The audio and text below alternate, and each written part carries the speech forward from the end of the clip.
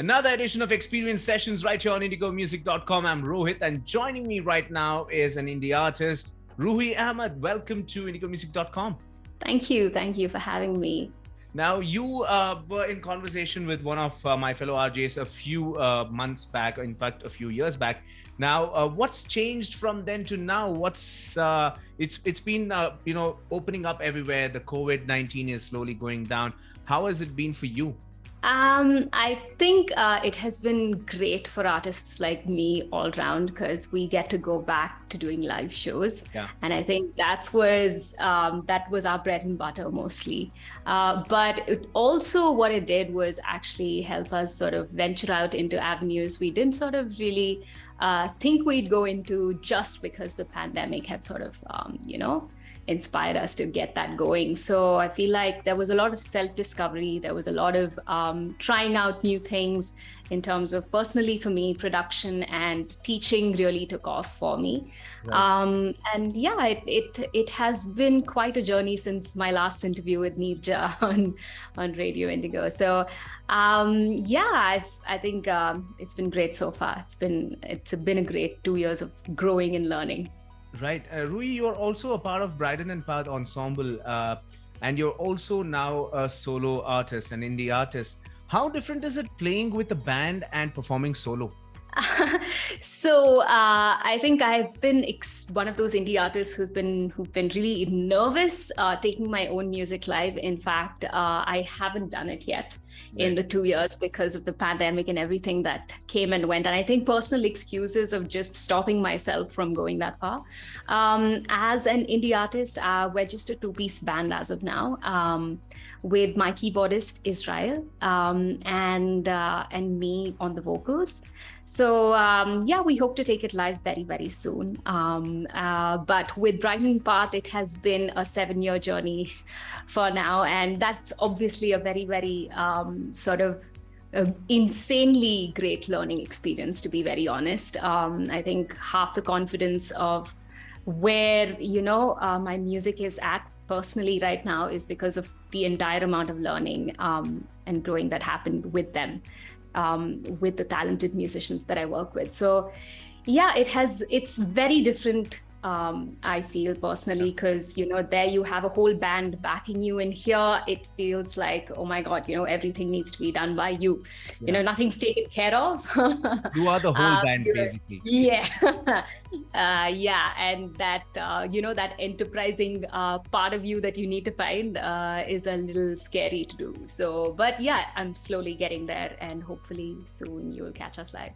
Right. And speaking about live, you have performed to some of the big names in India, the Ambanis, the Goenkas, and of course at Sonam Kapoor's wedding. Do you feel the difference of performing there as against a regular audience of yours? Is there something more that you try to put up, or is it that, they're just another, bunch of people who are there to enjoy your music? What goes through your mind? I think personally, I think it's the level of nerves. Because at the end of the day, irrespective of who our audience is, the amount of effort we put in as a band is never compromised. So we are always doing our very best at every show, irrespective of whether we're playing for the Ambanis or our friends, who are in Bangalore around the corner. So I feel like that doesn't really matter. Because we are always gunning to put the best performance that we can personally as artists. But yeah, the nerves do really play a role in terms of, are we going to fudge our introductions? Are we forgetting couple names? It's just those general hang-ups that we have before the nerves that, that sort of step in when we take the stage. Right. And from, playing for them, from playing with Bryden and Path Ensemble, you have also released a lot of solo tracks, and you have released a brand new one called Hold On To Me. What is this track all about? So I feel like Hold On To Me is one of those songs that's extremely personal to me. I recently started writing, songs that are just not from my perspective, but from others. But this song, Hold On To Me, is literally about what my life has been like. I've experienced a lot of loss personally after losing dad at a very young age. So I know exactly what it's like to think about and, to miss being in the present, to always look back and go like, shit, I wish I was more in the present at that point in time, Yeah. So I'm very, very well aware of how fast, time sort of takes that present away from us. Because even as people, we're so stuck in always thinking about, okay, now what do I have to do next? What do I have to do for tomorrow? Always just racing to keep up with the future rather than taking that time, with your loved ones to sort of be still and be in this moment.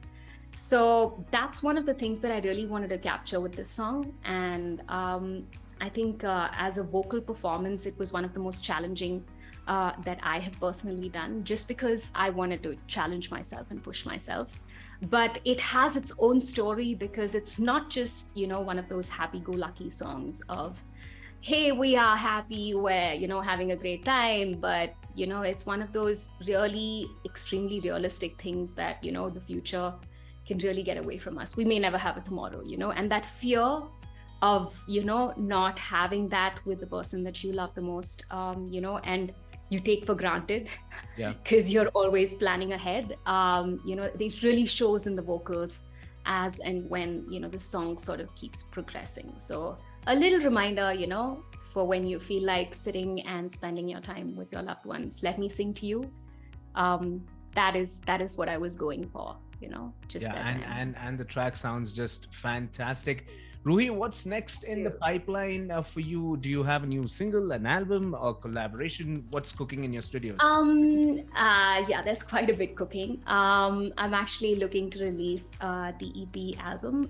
It's a 5-song album because everything's being done independently. So, everything, the funds coming together and, just bringing everything together has taken its own sweet time.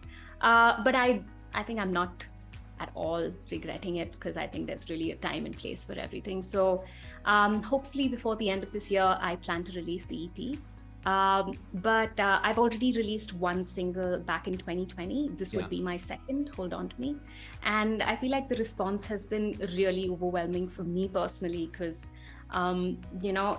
it's obviously it has a lot of potential, but I'm learning along the journey as well. So I'm looking forward to some great things in the future. Well, fantastic. We are looking forward to your EP release probably by this year end, and we'll connect again once that happens, and we'll talk about your other new releases when we do that. But once again, Ruhee, thank you so much for connecting. Thank you so much for taking your time out and having this chat with me. We'll be playing your tracks on air here and in Goa. So all the best for your future releases and your future endeavors. Thank you. Thank you so much, Rohit. Thank you so much for having me. Take care, Ruhee.